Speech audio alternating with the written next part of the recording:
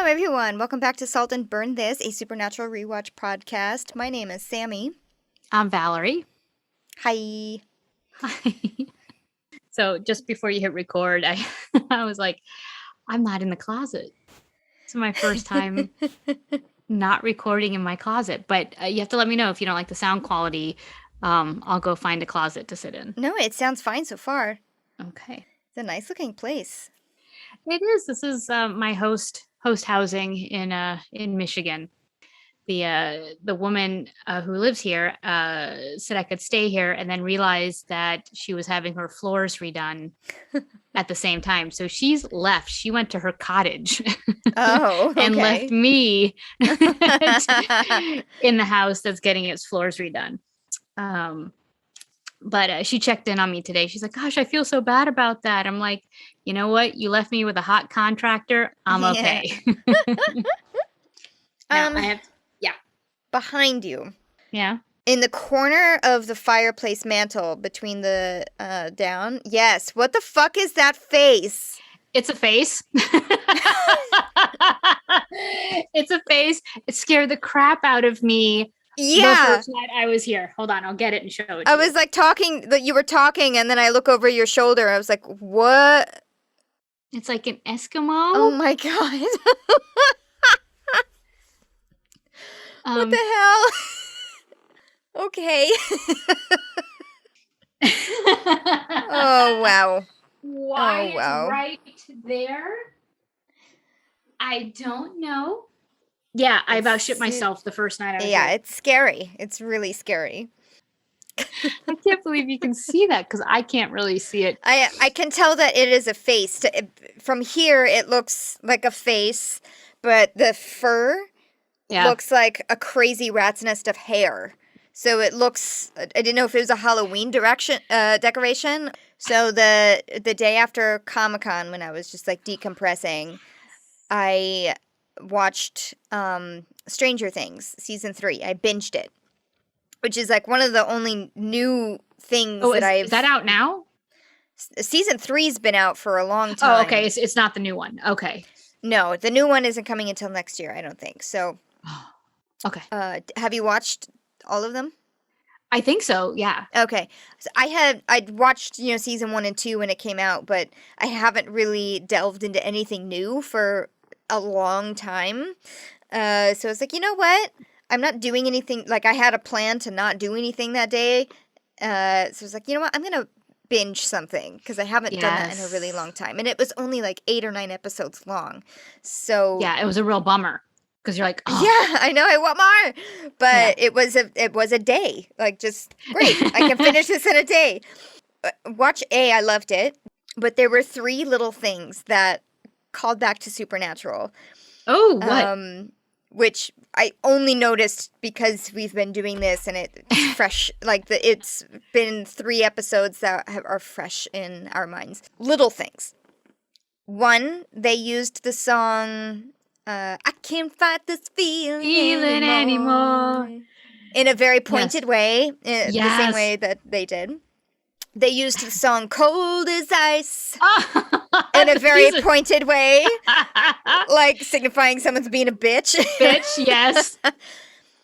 And then, finally, they're at a carnival or a festival or something, and they go into a fun house, which is also basically a creepy haunted house. Yes. And I was like, is this a thing? Is this a thing to have fun houses basically be a haunted house instead of an actual fun house? Yes. To make it, to ruin all of your childhood memories. I know. Or all the things that could be fun for kids. Yes.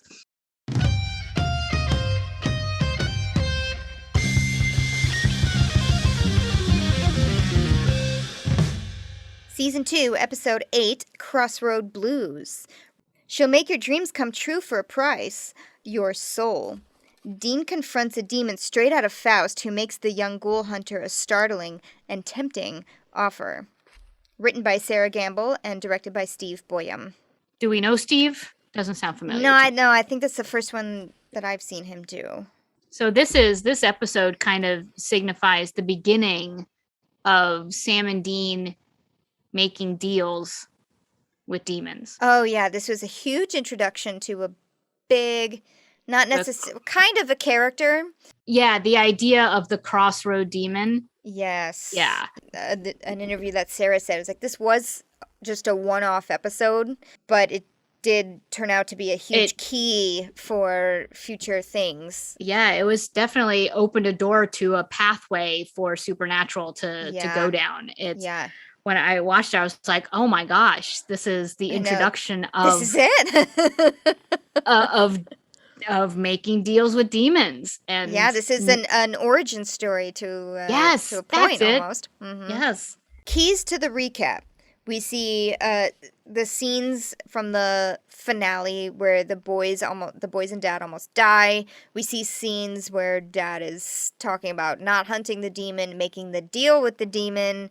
We see Dean on his literal deathbed, and we also see scenes of introduction of the Devil's Trap. Right, with Meg. Yes, Meg and Bobby and all of that. Yeah. So the cold opening starts with the chyron that says 1938. So was it Rosedale? Is it Rosedale or is it Greenwood, Mississippi? 1938. Yes. And so that's different altogether, with the exception again. So it starts out, you hear blues music, playing blues guitar, and there's a guy in a blues bar, in not, I want to say seedy, but just a kind of a rundown bar.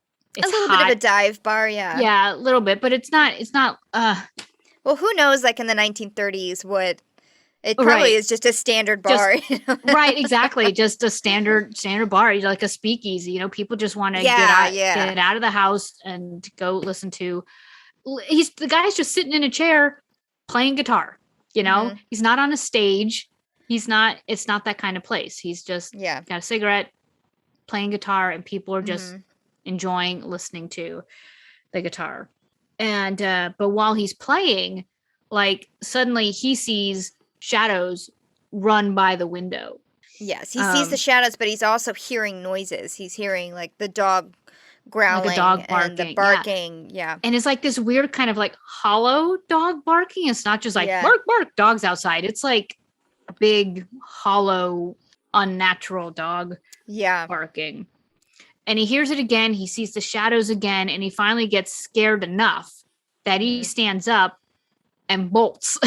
He just like runs out the door, leaving everybody in the bar like, "Qua?" Yeah. And as he's like running down the street, I'm assuming he's heading home. He stops to see if like, are the sounds still there? He hears the sounds again. And this time he's so scared, he like drops his guitar, it busts open, and now he's just like fleeing for his life. And he runs home, slams the door closed, jams a chair up under the doorknob, and you just hear like bodies slamming against his front door, and it's abrupt and it's scary, and it's the barking, and the dogs are obviously having chased him home. I like this little cut shot that they did where, he's sitting there shaking in anticipation of the door being bust open because these dogs are desperately trying to get in. And then when the door does bust open, it's some people that were at the bar, people that he knew, I assume, Yeah. And he's already on the ground, like shaking. He's like having a seizure, it looked like. It looked like he was like, not fully convulsing, but it looked like he was like frozen in fear, and seizing. And so they think he's having a medical issue. And so they're like, oh my God, go get a doctor. Let's find out what's wrong with him. And there's a woman who, she was in the bar intently listening to him, like really enjoying his music. And so she obviously knows him because she like takes his face, cradles his head, and she's like, don't you die on me now. Yeah. But that was a great shot because I thought it was going to be the dogs just bursting in through the door. And it wasn't. But like as he's being cradled in her arms, the last thing he says is, what does he say? Black dogs? Yeah, big dogs? Yeah, big black dogs, and stares at, she's wearing a crucifix necklace, and he's kind of staring at that intently, and then we cut to the title screen. So my question was like, did he die?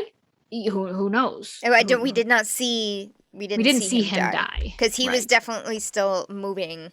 Albeit seizuring, maybe. Yes, but definitely alive by the time it cuts to the title screen. Yeah, I was like, I couldn't tell. And so I was like, oh no. So I thought the next scene was going to be him, but it wasn't. It's not. It's back to present day. The boys are in a diner.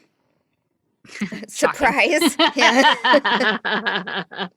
Sam's looking up basically Dean's rap sheet, and he's commenting that, like, well, now you done it.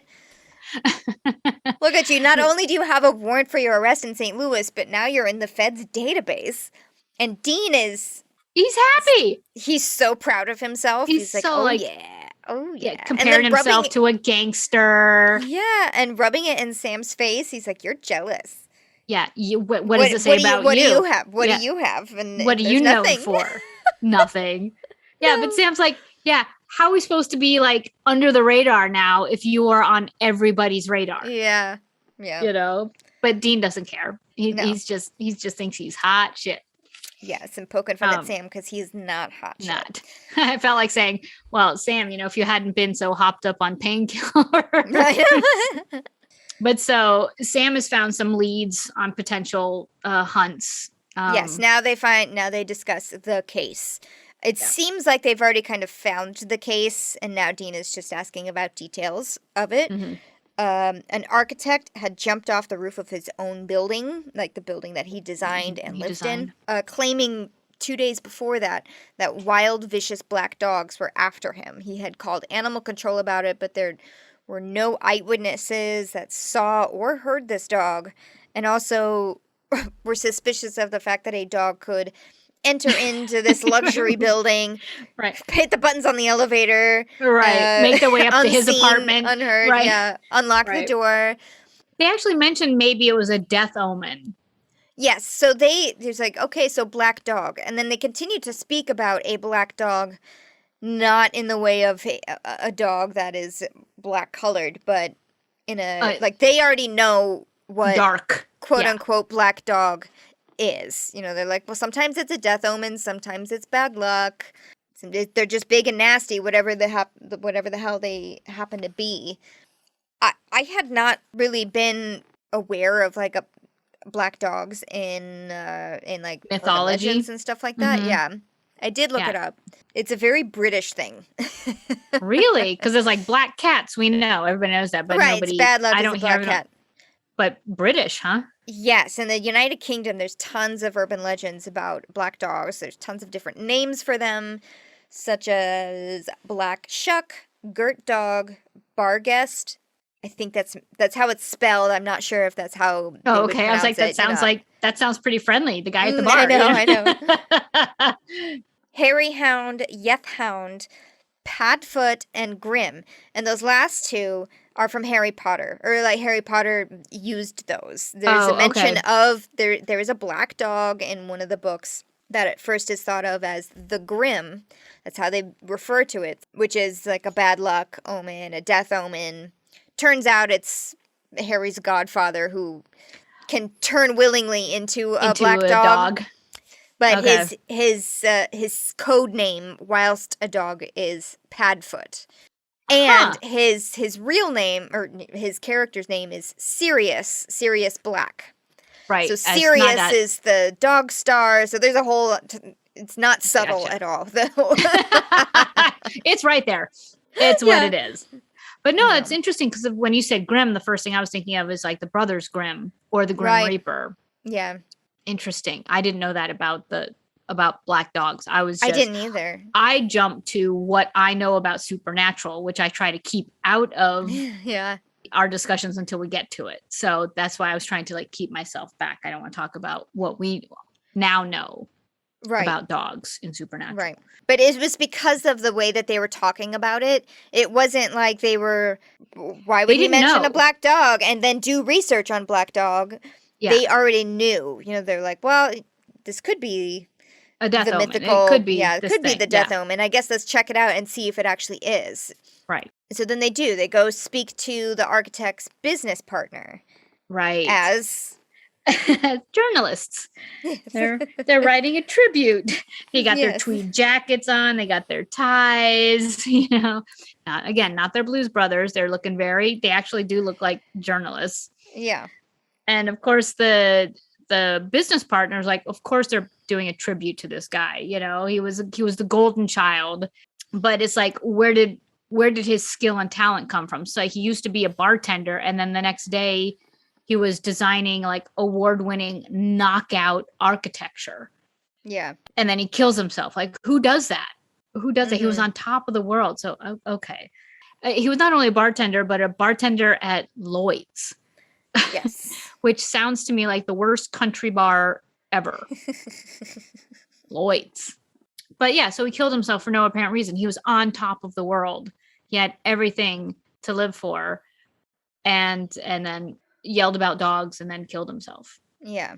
He didn't seem too heartbroken over it. He didn't, but I think it came out of his jealousy over. Oh, totally. Where did his talent come from? How did he suddenly gain all of this, not only talent, but notoriety? Right, because he says when he was this bartender, he couldn't even design a pup tent. And then overnight, he became basically the Mozart of architects. Right. So what the hell? Opera. I am doing Don Giovanni right now, which is Mozart. And they mentioned Faust in the synopsis. They did. Oh, I'm sure they were referring to the book and not the opera. And not the opera. Whatever. Well, we'll take it. It's the same story. Right. So, but because the business partner was talking about the dogs, like he mentioned barking dogs, Sam and Dean decided to go to the Animal Protection Agency to check into the claims of people have been calling in about dogs. Yes. Like, has anybody else been calling in about dogs? Yes. They find from Carly, who kayaks, and yes, they're real. Her breasts are real. I was like, and douchebag Dean is back. There he is. There he is. There he is. Yes, they're real. My question is, did she tell him? Did he ask? Or does he just know? Did he just like boop, boop? I was like, how did that come up in conversation? But yes, besides finding out that she's got real breasts, they did find 19 calls in all were made about big black dog complaints or what have you. No, we're both laughing at the same thing. Go ahead. Yes.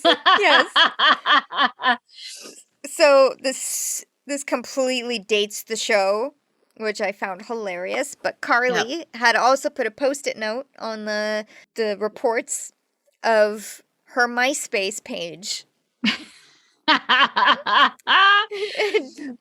But Dean didn't know what that was, Doesn't which is know what a MySpace page is. Hysterical. He thought it was a porn site. Yeah. But what's so funny about that, there are two things. A, it's so dated, and B, what is MySpace now? It's nothing. Right. It's not exists anymore. It doesn't, which makes it doubly funny. Yes. Is that at that time he didn't know what it was. Right. And watching it now, nobody knows what it is. No one would know what it was. Yeah. If someone were to like hop in now, they would probably think that it was how some shows they don't use the word Facebook, they use like a face page or my page, shit like that. Right. I assume like if someone start watching this now and they came across MySpace, they would probably think it was made up. Right. Oh, MySpace. Luckily I had the option of MySpace, Facebook, and by the time I got into Facebook, MySpace was already not the thing to do. Oh. So I didn't have to make a choice or delete my MySpace page. I definitely had a MySpace. I loved MySpace. I still kind of miss it sometimes. Oh. Well, you could customize it. You could. Oh. So, Facebook is just like the white, right? You don't really get a decision on how it looks. But if you were to come to my MySpace page, it would have a custom background. Like your house. Yeah. Yeah, you could have music playing, like whatever song you wanted. You could code in music there. You can write blog posts. I did write a lot of blog posts. I had my own blog site too. Yeah, they were always very emo. That was the thing to be. Oh. Moving on, they head to one of the complainants. Yeah, they've been knocking on doors all day of everybody who filed a complaint about barking dogs. Yes, apparently came across a lot of Pomeranians barking in the backyard. Yes, people encountered Pomeranians, but no big Yes. black dogs, No big black except dogs. for this one house Yes. that they and stopped they at. approach as persona number 2. Animal control. Yes. But in the same suits as as the journalist, but that's okay. Different person, they wouldn't know any better. No, of course not. But they're not in like uniforms. Like if animal control came to your Right. door, they would be in, Like jumpsuits or something jumpsuits like that, or a logoed shirt That- of some kind yeah. that dogs can chew on and shit on and Yeah.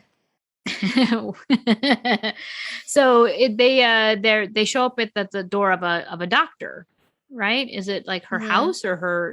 It's her house, but her maid is there, not the doctor herself. So she says, no, she left 2 days ago. Not quite sure where she went, but the doctor kept saying that there was a dog, but the maid did not hear or see any dog. Yeah. And she said, I thought maybe she was like seeing things, but that's really not like her. Right. She was like the youngest doctor appointed to, what is she, like head of the hospital or something? She was head surgeon at the hospital, and she was like 42 or 43 or something. Yeah. And Dean commented, it's like, that's pretty young to be in such a high position. And the maid mentions, 10 years ago, she something. So there was again a mention of 10 years ago. 10 years ago, yeah. Which you can see clicking with the boys. They look at each other with a very knowing look. And Dean once again is snooping through people's personal items in their house. So he pulls a picture off the fridge of her and a couple of friends having some drinks, looks at the back of the picture and notices, oh, look at that. This was taken at Lloyd's Bar 10 years ago, 1996. Quite the place. Yeah. We cut to a woman in a very sexy motel room, I have to say. It's very like moody and dark and yeah, it's like red. One side of it is like red wallpaper, red quilts on the bed, and like deep and dark chocolatey. I thought it was kind of dingy, but not in a bad way, just like moody red. It was very moody in a good way. But anyway, this woman, she seems strung out almost. Like she's very paranoid. Yeah. She's jumpy at every little sound. Her hair is all down and kind of scraggly. Unkempt. She's not been showering or brushing her hair for probably the couple of days that she's been there. Yeah, distressed, I would say, is what she looks. Yeah. She looks distressed. The motel manager knocks on the door and says, listen, lady, I either got to kick you out or you got to pay for another night. She's like, okay, fine. Yep. Pulls out a bunch of cash. Yep. Take it. Yes. But as she's giving it to him, his face. He like turned into a ghoul. It was like this weird ghouly thing. And I was like, oh my God, it's going to grab her. It really freaked me out. It was it was just a weird thing. Yeah. Really, and she's really like, scary. Blah! Slams the door closed. And then you see the guy's face and it's all regular again. Mm-hmm, and he's like, all right, crazy lady. See, at this point, I couldn't tell if she was just seeing things or if he was in on it. Right. I was like, he's going to grab her. Yeah. Or the face, it was kind of like his facial expression as after she slammed the door and you could see the profile of his face. It was like, a little bit smirky. Yes. But it almost seemed like he was in on it. Yeah, absolutely. He did that to her. Right. But I think we learned later that's not the case. Later was not the case, but I honestly couldn't remember. Yeah, but that did really creep me out. I was not expecting that. at all. Nope. I appreciated it though, because anytime I'm Mhm. shocked by the show, I'm like, oh, good job. Yes, yes. Yeah. So now we So cut cut to the to boys, yes, who are standing in front of this dingy bar in the middle of literally nowhere. nowhere. Like, why Yeah. is there a building here? Why is there this like Why is there a bar here? Why is there a drinking establishment there? right there? And there's cars in front. Yeah. There's people there. It's on the corner of, well, a crossroad. Yeah. It's like right at this intersection of two roads, but there's nothing else there. It's in fields. It's literally fields Yeah. and this bar. Yeah. And in all of the small town America that I've either been in or lived in, there's no bar in the middle of a field. It's always No. in the town. Like it's Right. You don't That's where the drive customers there, you know. are. Yeah. Right. Right. Because who wants to drive to the middle of a field, Yeah. potentially Get be murdered wasted. in a bar, Mhm. right? And then have to drive your way home, you know. Right. They're looking around, and all of a sudden, these hunters become horticulturalists, and they notice.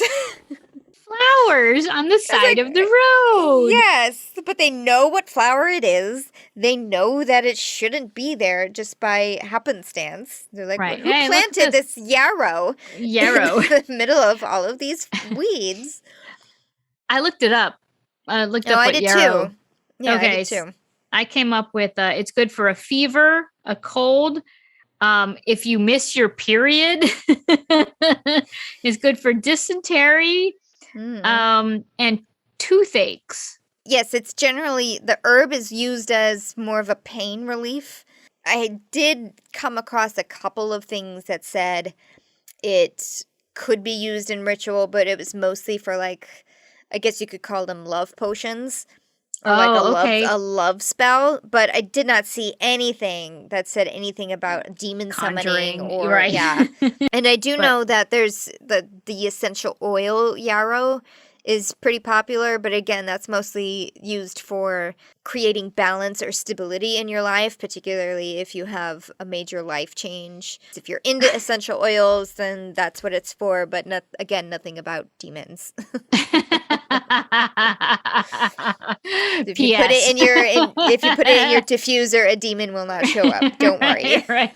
Well, no, you'd have to add a black cat's bone in a photo and stuff like that. Yes. Good segue, because they do end up digging in the middle of the cross. Again, this is another moment where they just kind of know what's going on here. There was no research done. Like once the 10 years kept popping up in these anecdotes, they were like, okay. Right. And plus they look and they're like, we're at a crossroad. The other thing about this particular bar on this road, these were gravel roads. This was not paved roads. This wasn't like, this wasn't just country roads. This was hell and gone. Yeah. Gravel crossroads. So realizing where they are, where the yarrow and the crossroads, they're like, well, do you think we're at the center of the crossroads? Let's dig.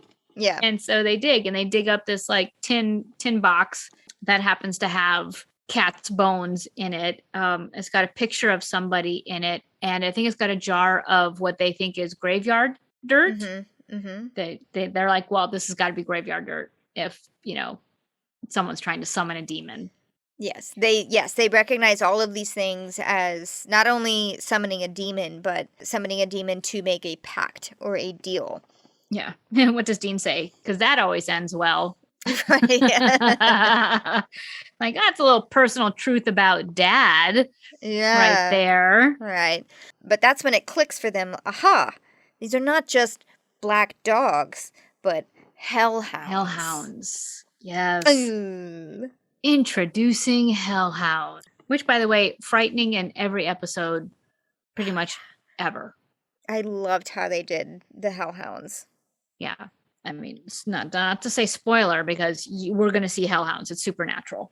Right. Well, I mean, we do get a sneak peek at them in this next scene where we cut back to the crazy paranoid woman in her hotel room who is Yes. now hearing the dogs, just like the flashback guy. Yeah, the hollow dog barking. The shaking of the door. She hides behind that little like halfway wall that's in every single motel room that they ever. I want to point out some shitty camera work just for a second. They did this thing where it's like she's looking at the doorknob, and so the camera shot looks at the doorknob, and then there's a cut, and then it looks at the doorknob, and there's a cut, and it looks at the. It's this weird like. It was just this weird transition that didn't work for me. It was like it was unnecessary, and it's never been done in Supernatural before as far as camera work goes. I mean, it was kind of like, you know how they do they'll take a picture of something, then you zoom in, and you take another picture so it's closer, then you take another picture and you're closer, so you get that like it's far away, it's close, it's right there. It's kind of how they did this shot, and I was like, why? It was unnecessary. It doesn't work, and it didn't tell the story of the dogs banging at the door. Yeah. But while she's staring at the door, though, something smashes the window on the other side of the room. Yes, because the door stops shaking. And then she feels like compelled to stand up. And she doesn't necessarily make her way towards the door, but she relaxes just a touch. Yeah, like maybe it's gone. Yeah. Yes. And as her guard is down, yes, that is when something smashes through the window. And you don't see anything, though. It's just the window just goes and smashes in, and she's covered in glass. And something is in there with her in the room. We can't see it. No. And she gets cornered in between the two beds of the room and the little nightstand that's in between the beds. And you see her pant legs just start ripping to shreds. Claws, like something has clawed her. And you don't see the claw, you just see her pant legs. No, they're invisible. Rip. Yeah. That was really cool. See, they went from shitty shot to super cool shot. Yes. And she's terrified, and you just know she's being torn to pieces. She's being clawed to pieces. Yeah, because once these invisible claws get done with her pant legs, then it just starts ripping into her skin. Scream, and then it looks like she's dragged away, and that's the last thing you see is she's just dragged out of the shot. And so the next Chiron we see is another back in time. Mm-hmm. It goes back in time again, this time to Rosedale, Mississippi. 1930. So is it the same guy? It's the same guy from the opener. So now we're going to see his story. Right? So it's even further back in time, right? 8 years prior to that. Why he had 8 years and everyone else had 10 years. I don't know. That was just one of those, like when I saw the date, I was like, that had something to do with his real life story. His real life. Okay. Robert Johnson's real life story. Yes. So we're back in time. This is the song that's playing over this is actually Robert Johnson's song. And it's him playing and singing that song. And this is the only recording of the song ever made. Mm-hmm. And they're playing it on Supernatural. Yeah. I thought that was super cool. And it's a song that Eric Clapton went on to adopt and kind of make his own. Crossroads. Crossroad Blues. So I thought that was really cool. Yeah. So Robert Johnson, this man we now see standing at the crossroads, was a real life blues player. It was said that based on, and Dean hints at this later, that based on his songs and his song lyrics and just his unbelievable talent, that he actually did make a deal with the devil to give him this talent. Yes, because while he played guitar, he was not that good at it for a long time. And he would get essentially booed off of stage, or people would be like, oh my God, you really suck. Get that guitar out of that guy's hands. What are you even doing? Yeah. And then in 1930-ish, he disappeared for a while. Depending on what story you're reading or which account you're reading, it's between 6 months to 2 years. He just kind of disappears for a while. And when he comes back, he is amazing. Yeah. Absolutely, like, out of this world, talented with the guitar. Not only the guitar, but singing along with it. He's just like, whoa, where did this come from? Right. His lyrics, his everything. Yes. And also, even guitar players now, they're a little bit suspicious in the way that they believe that this is true, because guitar players are like, now, listen, I'm good at the guitar. I can confidently say that. I cannot play like that, ever. There's no way I could ever reach that level of talent. Of course he sold his soul to the devil. That's the only way I'm going to buy it is. Yeah. Yeah. Well, also based on his songs, the name of his songs and just the lyrics. Yeah, when he came in back. some of his songs. It was all about making deals with the devil and Crossroads and. Yeah. So this is what this scene is showing here. This little flashback scene in 1930s. There's this guy who technically we don't know is Robert Johnson yet, but he dug up a hole in the Crossroads, put in a bag, covered it up. And then when he looks up, there's this beautiful lady. Yes. Kind of like you rang. Yes. With red eyes. Yep. But he doesn't seem at all perturbed. Not really. Like he knew what he was doing when he did it. Yeah. He says he wants to be the best blues player that ever lived.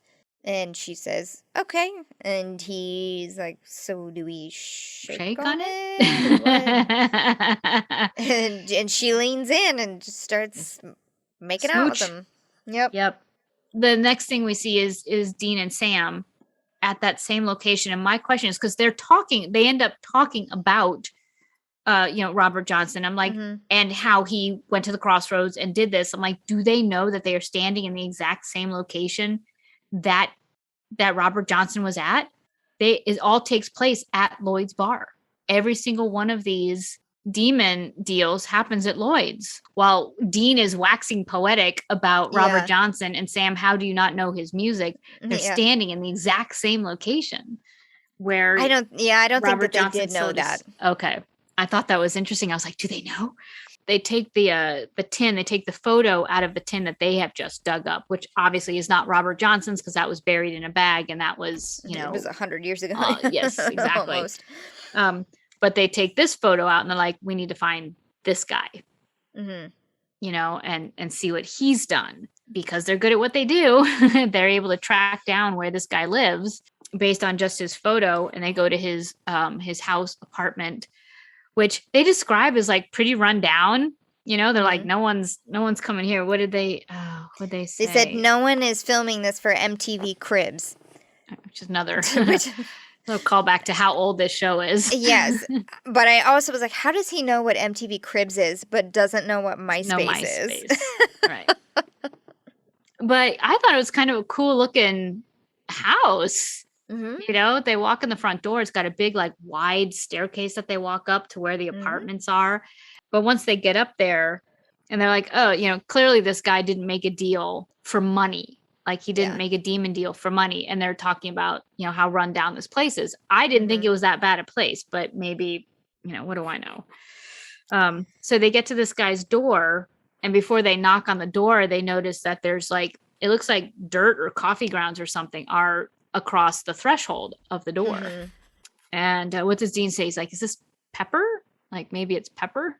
Yeah, that's what they think it is. And right at that moment, this guy opens the door. Like, he's like, what are you doing here? And Dean's like, well, you got the wrong like, you reach for the wrong shaker there, pal, if you're trying to keep something evil out. Right. And that's so here they don't do a persona here. They just say, listen, we know that you got a hellhound after you and we want to help. Yep. And the guy's like, all right. Yeah. So he lets them in because they're like, look, something evil's after you and we can help you. So he lets them in, and he actually tells them that it's not pepper or coffee grounds on the ground, it's goofer dust. Now, they didn't know what goofer dust was. I knew what goofer dust was. Because you lived in Louisiana. Yeah. I didn't know what it was either. But also I did a show in Memphis, and it was called Scott Joplin and Tremonisha, and it was like a ragtime opera. And there's a character in it who's selling goofer dust as he's telling people that they need this protection. And so he's like a snake oil salesman, and he's selling them goofer dust. Telling you that you need protection, telling you you need snake oil. And I just thought that was really interesting. It was an evil doctor selling townspeople goofer dust. And so as soon as he said goofer dust, I was like, oh, opera. Yeah. Yeah. Goofer dust is actually a legitimate thing. Just like anybody who believes in spells and incantations, it is used to keep out evil. So, and so this guy has goofer dust across his thresholds to keep the evil out. And clearly it's been working because he hasn't been taken by the hellhounds at this point. Yeah. Yeah. Because he even mentions that there's only 4 minutes left of his deal. Right. And I'm just going to say this again. His apartment is freaking huge. It's this like exposed brick apartment. He's got paintings and artwork everywhere. I'm not saying it's a nice apartment, but it's big. So this was the same apartment that was used in No Exit. Ah, see? The exposed brick and the exposed brick. I knew it. Yep. I knew it. They repurposed it. But so this guy is totally resigned to his fate, though. He's not actually, at this point, he's not like, I need to keep them out forever. He's like, I just need to finish this last painting and then I'm done. I'm tired. Yeah. I didn't get what I wanted out of this deal. Yeah, so he was like, I should have asked for fame. I don't know what I was thinking. Yeah, I got talent. So I'm a great painter, but nobody wants my stuff. Yeah. And I'm tired. I'm tired of hiding and being afraid of, what's to come. I'm just done. Look at this life. It's a terrible life I've lived. I just want to go. Yeah, because he's still lonely. He's still broke. Yep. He's like, it wasn't worth it. Yeah, he wasn't with it. He also mentions, though, because Dean is, okay, so Sam is being Mr. Sympathy Sam, being like, listen, man, we can help you. We got this. We can do this if we just work together. Dean is just an asshole. Like, he's very pointed, like, George is like, yeah, I did it. And Dean's like, yeah, you did, dumbass. He's like, no patience Made your bed. whatsoever. Yeah, exactly. Made your bed. You should lay in it. Yeah, but he does ask, like, why the hell did you even do this? And George says, I was weak. I had a moment of weakness, and I just wanted my life to be great, because who doesn't? Right. I didn't know that the demon was just going to hang around there for a while. Yes. Like, the demon didn't leave, and it just kept making deals. Yeah, it didn't just kiss him and disappear. Stayed at the bar and, like, talked people up, which I went, aha. So maybe the doctor didn't go looking for this. She was approached by the demon who offered it to her, and she took it. Yeah. Which is different than somebody making, going and deliberately calling a Crossroad demon. Right. And same with the architect. Yeah. And same with this fourth person, because George has been keeping up with them. Yeah, he's like, and then there was this other guy, because he knows the architect who killed himself, the doctor lady who's disappeared. Yeah. But there was this other guy who was a super nice guy, and he's still around, but I've kind of lost track of him. And didn't know what he asked for either. Right. So I have a question for you, Sammy. This is me asking Sammy the artist a question. Okay. When Sam and Dean get as much information out of this guy as they can, and he's just resigned to just go, go do your thing. As they leave him, he picks up his palette and his paintbrush, and he goes to work on the one painting he wants to finish before he goes. Does it bother you as an artist when you see somebody pick up a palette and, like, fake paint on a painting? Because clearly this was a finished painting, and he picks up his little palette. He dabs the paintbrush into something, and then he looks at his painting like, how do you know it's finished? Where should I put this? He gave that look of, where should I now put this? Don't you know when you're going to go paint something? You don't. So you don't mix, you don't find your color. Well, you find your color, but you never know when it's going to be finished. Okay. You really don't. There's always a point. It's just like, I can make this better. I can make this better because I can put the little detail here. I can make a little highlight here. Maybe I'll add, like, a little pop of color. Maybe that'll do something to it. No, you never, ever know when something is going to be finished. Okay, let me rephrase. I mean, yes, I know. I accept that answer 100%. That's not what I was going for. Okay. Also, if he's working with oil paints, and the reason why he needs a couple more days is because oil paint takes for fucking ever to dry. It's sometimes people could be working on an oil painting for months, if not maybe years sometimes, depending on the scale and the amount of layers that you put on. So if he's working in layers, like maybe this is just layer number 6 out of 7, and he is adding a little bit more. So yes, maybe it looks good the way it is now. But sure, but you don't. I mean, I don't know. I'm not the artist. I don't know what's in his mind's eye. For me, it looked very stagey. Like, I'm an actor who's going to go do a brush stroke. Yeah, there was that. And when he goes and does it, of course, no paint comes off. There's nothing actually happens. So that's what I was asking. Is like, as an artist, does it ever bother you that you see fake painting? And it's minuscule, and they actually did it quite. It was fine, but it was fine because it wasn't like he was making giant paintbrush strokes, where it would be like, this is very obviously fake. No, he did just like a tiny little boop, detail thing where you couldn't really tell whether there was actually paint on it or not. Okay. It's not like when we're sitting on the wings of Tosca and Cavaradossi is sitting there painting this giant portrait, and there's nothing happening. Nothing. It's painted. Yes. So thank you for that. I didn't know if that's something that you notice, I guess is my question. Is like, do those types of moments ever bring you out because, No, because I was honestly just like, I wonder what else he wants to do to that painting. It's just like, I kind of liked it the way it was. What's it going to look like in a couple of days? Well, I'm glad I asked the question then, because you had a completely different response to that one moment. I love that. So next thing we see is a guy that we haven't met yet, and I'm assuming he's at home, Evan, because we hear his wife call him Evan. Before we hear Evan's wife call, we hear the dogs. He's in like his home office or something, and we hear that hollow dog barking, and he looks up, and he doesn't seem surprised, but he does seem scared. Yeah. And then his beautiful wife walks in, and he's kind of like, well, have a good time. Go. You should go now. You should go. And she's like, are you trying to get rid of me? Clearly he's trying to get rid of her. Why? Well, because he's scared. He knows that these dogs are barking for him. He must know the date.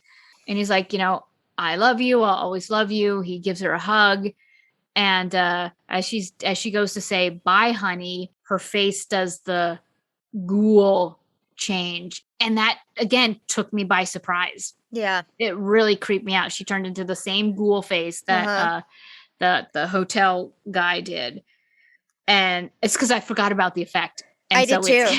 I totally did too. I was like, oh, yeah. Shit. Yeah. Oh, it's that. It's not a like jump scare moment. It's just a, Yeah. It's just a genuinely scary moment. And Sam and Dean show up at their door.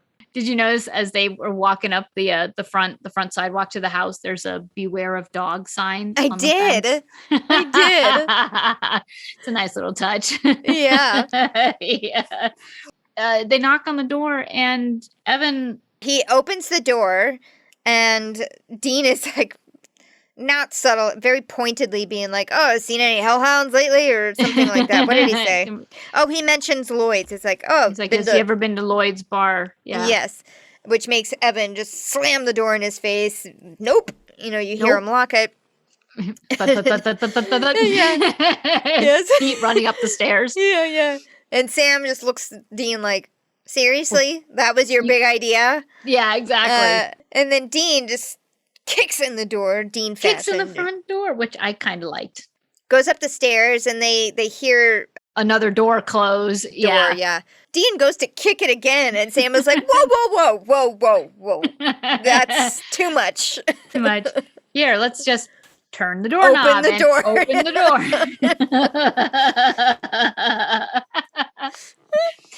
And he's still wearing his cast.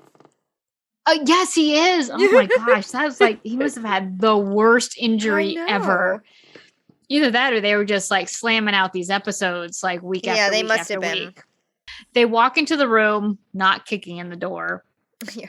And they're like, come out. We don't want to hurt you. And so Evan comes out.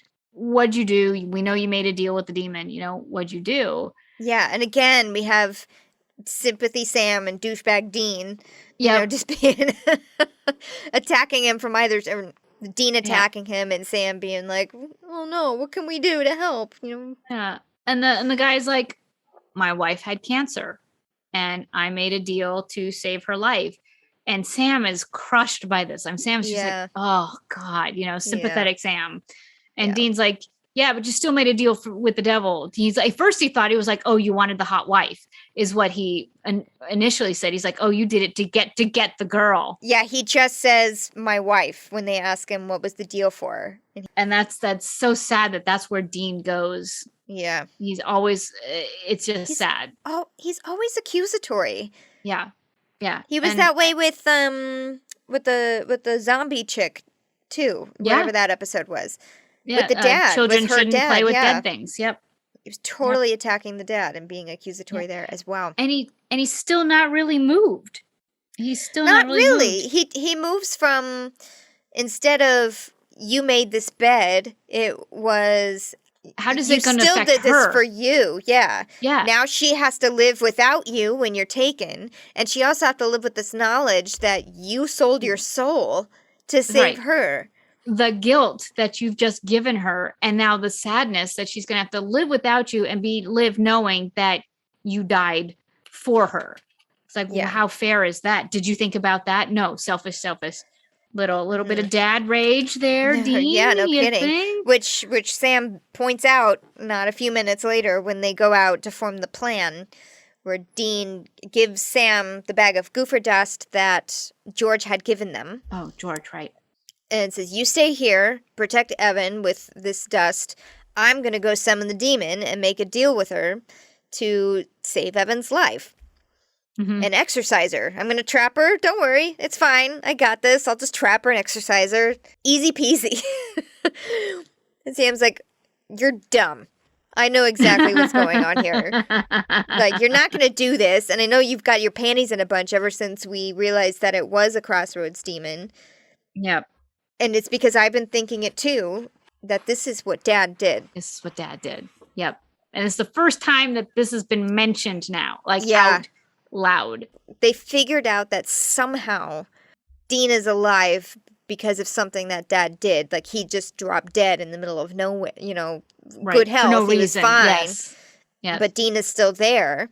So he's already racked with guilt about that, but they still didn't know why. And then here is where they kind of are threading together the reason of why that had happened. Yep. So Dean decides to go back to the Crossroads and summon the demon that made the deal with Evan to see if he can undo it, at least to buy Evan some time. Yeah. Because once the demon's exorcised, they just go back to hell and then they'd have to find their way back out again. So maybe they could find some time to figure out how to save Evan for real. And it's not the best plan.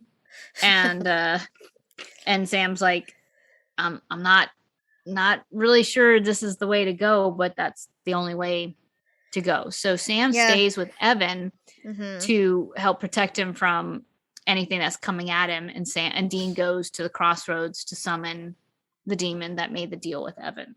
Yeah. So Sam, fills in the door and window cracks with the goofer dust as he would with salt in any other kind of occasion, forms a circle with it, and tells Evan, do not move from the circle. Just stay here.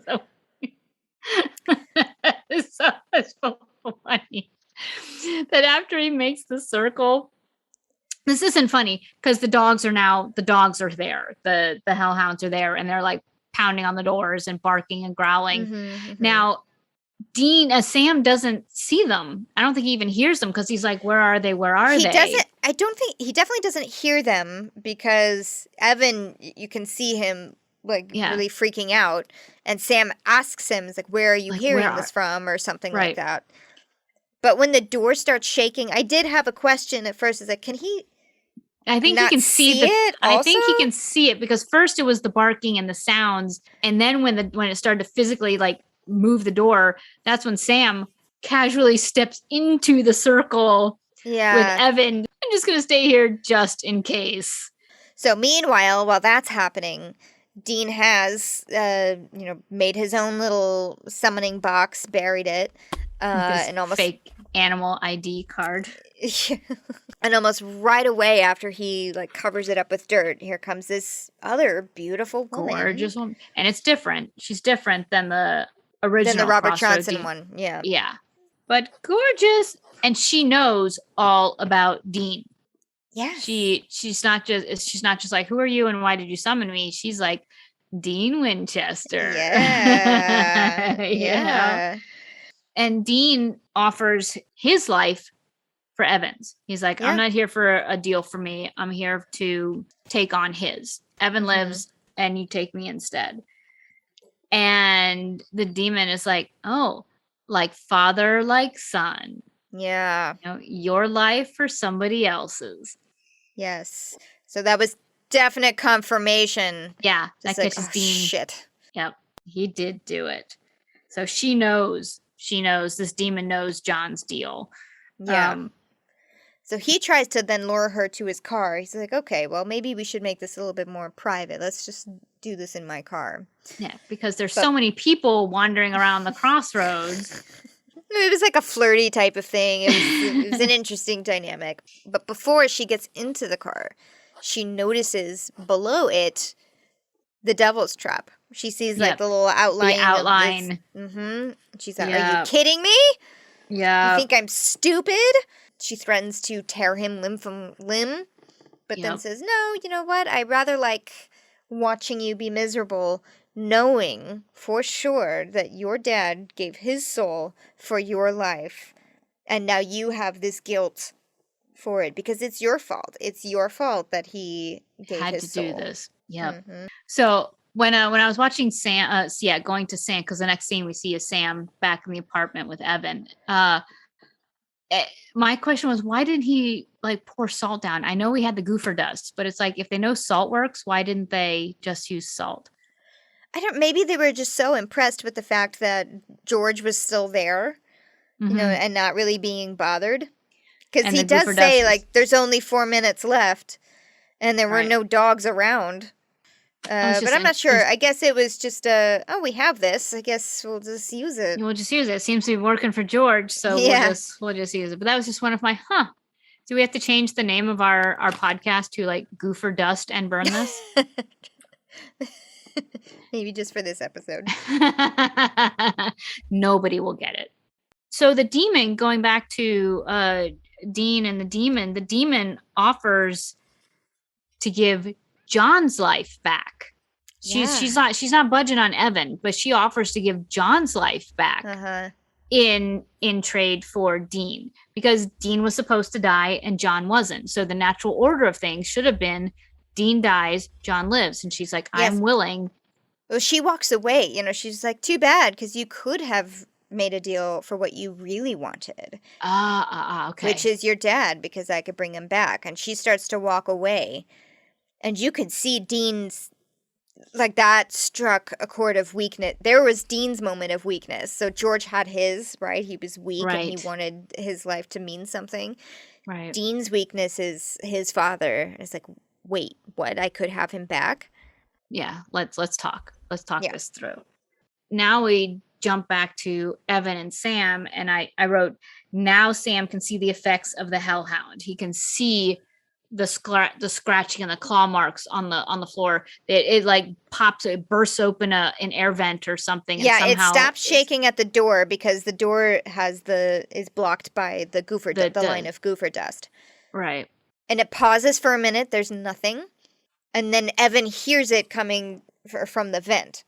Right. Because again, Sam can't hear it, so he keeps asking Evan, just like, do you hear it now? Yeah. Yeah.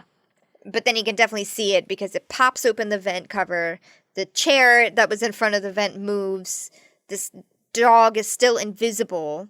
Right. But it's physically affecting things in the room. Yes. Yeah. Like the claw, you see it's like digging its claws into the floor, step by step, getting closer to the circle. But it still can't pass the circle, though. It's like clawing around the circle.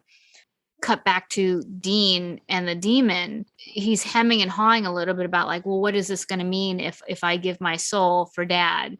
Yes, and she's selling it to him. She's like, listen, He was supposed to live. I can give him back. He can live a nice, long, natural life as he was supposed to. You can have 10 more years with him. Yes, you were supposed to die, but here Yeah. I'm giving you 10 extra years.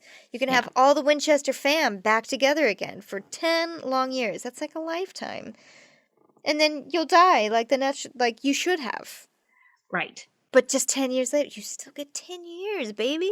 Yeah. She gets to a certain point, and then he turns around and says, I don't think could you throw in a set of steak knives? Yes, also? exactly. So he's been bullshitting her. Mhm. And she looks up to see, because she's like, they've wandered under like a water tower. Yeah. And she looks up to see that she's now trapped. He's painted a devil's trap, not only under his car, but also under this water tower. Yeah. Smarty And so pants now Dean. Yep. Now she's trapped. And he starts an exorcism. Yeah. Busts out the rosary. He's like, all right, Yep. well, now that you're here, we're Yep. going to have a talk. And she's like, don't you dare. Yeah. And he starts it. And once he starts the exorcism there, back in the apartment, now there's like wind blowing in the apartment. And I think it's because of the exorcism. Yeah, that's what I gathered too. Because otherwise, why? And so it's getting windy. The dog is barking, and you see the goofer dust starting to blow.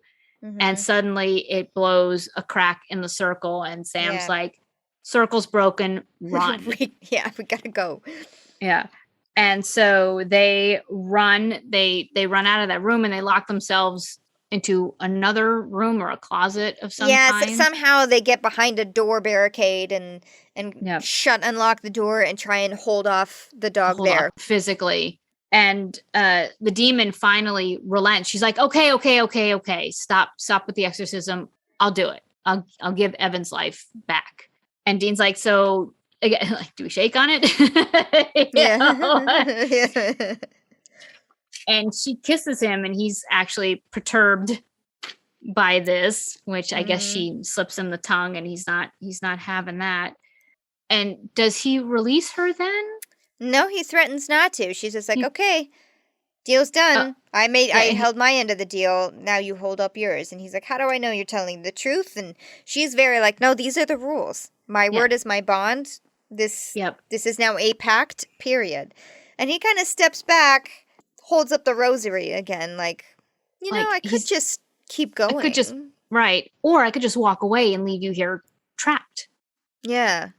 And that's when the demon's like, eventually I will make my way back up from hell if you exorcise me. And the first thing I'm going to do is flay Evan Hudson. And that's when he's like, okay, fine. And then breaks a board from the bottom of the water tower, breaking the devil's trap circle. And then she leaves. Okay. And then she's like, you would have never have done that had you known where your dad really is. She's telling him about John being tortured and suffering in hell.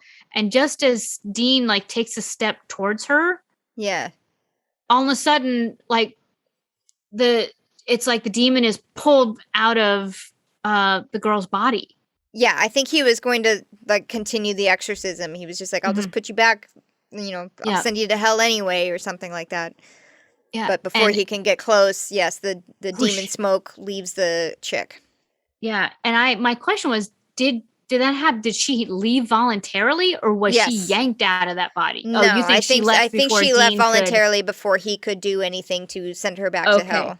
Because he looked shocked at the same time, like he looked slightly taken aback by how abruptly the demon smoked out of that girl's body. Because she was no longer held by the devil's trap, then the demon could leave. Right. Gotcha. Leaving this poor, confused girl being like, where am I? What happened? What am I doing here? Yes, this poor, beautiful girl. I didn't see Dean, react to her like, oh, gotta help this poor helpless. No, I think they did a time jump cut kind of thing. Yeah. Because once they started making out, when they sealed the deal with the kiss, back to Sam and Evan, the dog just stops. Right, so they're in the room. Just silence. Okay. Silence. They kind of wait for a while. I guess it worked. So then we've cut to a little bit in the future. Sam and Dean are in the car on their way out, and to their next destination.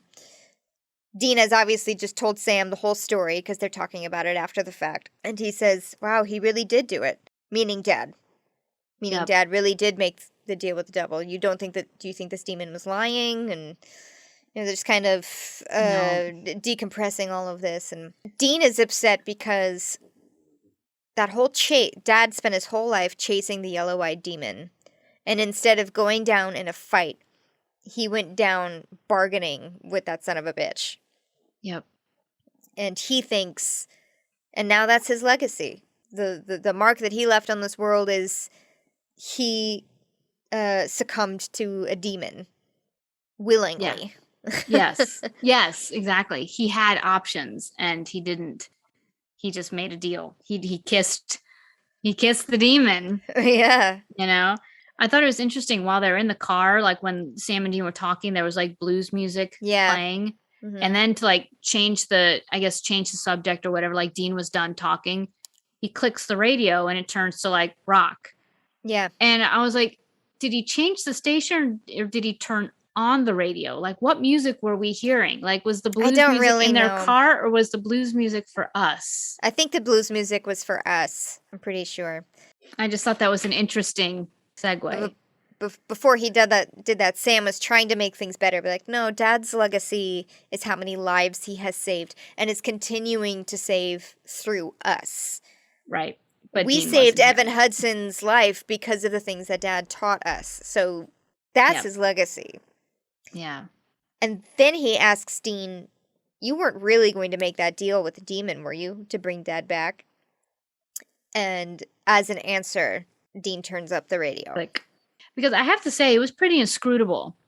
I mean, there were in the moments when he was like walking under the water tower, you kind of knew that he was done thinking, he had his plan and he was doing his plan. Yeah. But there were moments that you couldn't tell if he was going to make a deal. Yeah, if he was changing his mind. Mm-hmm. Yeah, to get Dad back. It was, so that was like, he probably was thinking it. Yeah. And he hates being called out on that. So off they drive to the music and silence. And once again, Dean cuts off any conversation that any meaningful conversation that they could have. And then Supernatural did something they've never done before. And I don't remember it happening again after this in any other season. I don't either. Doesn't mean it didn't, but... Right. Definitely threw me for a loop. I was like, what is this that's going on here? Yeah. But they did the opposite of a recap. And then it jumps to clips of 2 different episodes. Not just like coming soon in this next episode. So it must have been like a season break, when they have like the few weeks in between a season. Sure. So speaking of the next episode, it was weird, but it made me want to watch. That's the thing. I was like, they hooked me. They absolutely hooked me because it's like, soon. And then you see like Dean and the Impala and guns and they're playing the music. Now you're messing with a son of a bitch. And it was all very in your face and aggressive and intense. We see Ellen back from the roadhouse. She's talking to them again. There's viruses, and there's like guys lining the streets with guns. There's a car chase, or like not a car chase, but like Dean's driving the Impala, and some guys hold on to the side of it and gets knocked off the side of the car. Yes. And then it ends with Dean saying, "Dad told me something about you." And Sam's like, "What do you say?" See the fear and the anticipation in his eyes, and then. Blackout credits. Yep, which made me immediately jump to the next episode, which I told myself I would never do, but I did. I did, and I'm sorry I did. I'm sorry to you that I did. It's okay. I've done it before too. Now you're messing with a son of a bitch.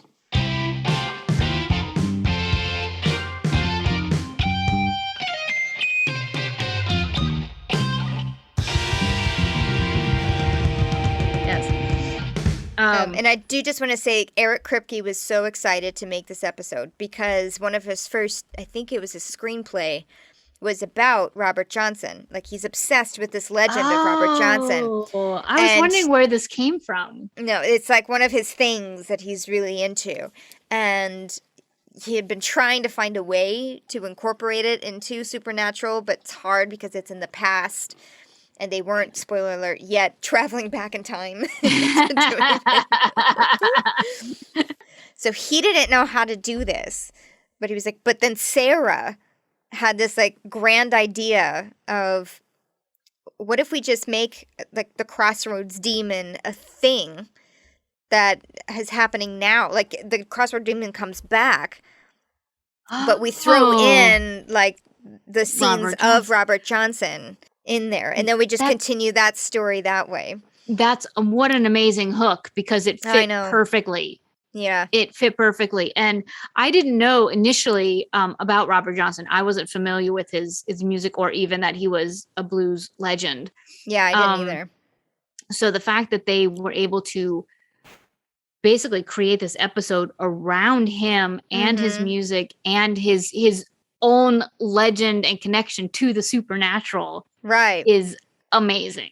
Yeah. That's brilliant. Way to go, Sarah. I mean, I know. Brilliant. She's the best.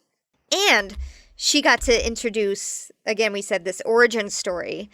Yes. Of the Crossroads demon. The Crossroads demon, as we know, is far bigger than anything mentioned in this season. Yes. And I mean, which this is what makes it exciting for us, because we know down the road what's coming. Yeah. We know what's coming down the road. Here was the beginning. Here was the first one. Yes, exactly. It's kind of like the first time you see like Dean and he calls, the Impala baby. You're like, yes, yeah, baby, and I was like, yes, Crossroads.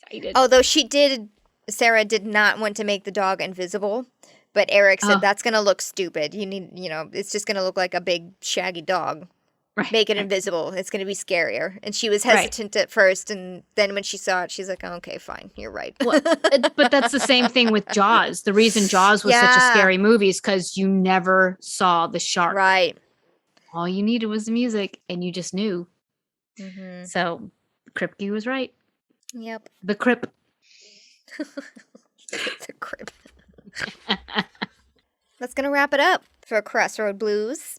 Please make sure to follow us, rate us, subscribe to us on all platforms that you can listen to podcasts, and rate podcasts if that's available to you. Also, please make sure to follow us and engage with us on all of our social media stuff. We're at Salt and Burn This Pod on Instagram and Facebook, and at Salt and Burn This on Twitter. Feel free to like the videos if you like them. Oh, yeah, we make Valerie makes tons of awesome little GIFs. They're really cute and fun. They're shareable, memeable, I think. And then we will see you next week for Croatoan. Which is going to be a big one, I think. Yeah, now you're messing with a son of a bitch. All right, we'll see you next week. Bye. Bye.